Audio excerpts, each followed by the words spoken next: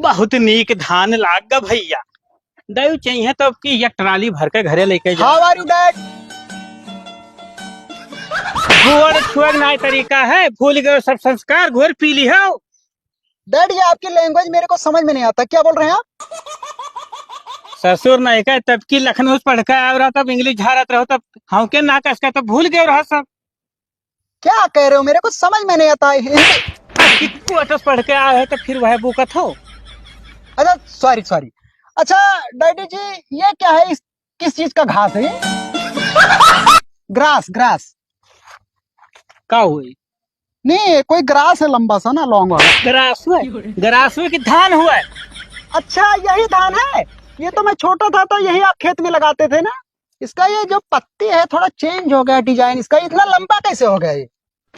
चलो ना अब कही थे मुँह सूझ जाई तो भैया, भरी जवानी मार ना खाओ हमसे, ब्याह करे उम्र हो गए। चलो अच्छा डैडी डैडी ये किस चीज का मतलब पेड़ है ये वाला ये क्या है ये? फिर से कहा ये किस चीज का प्लांट है? किस चीज का प्लान? ससुर नहीं क्या गन्ना हुआ कि डंडा हुआ है? अच्छा शुगर कैन है, सॉरी सॉरी। चलिए घर घर पे चलते हैं, चलिए चलिए। पहले नंबर घरे पहुंचत पहुंचत ये भाषा छोड़ दो ना, लतियावत ले चल बेका जाने रहे हो। Sorry sorry sorry.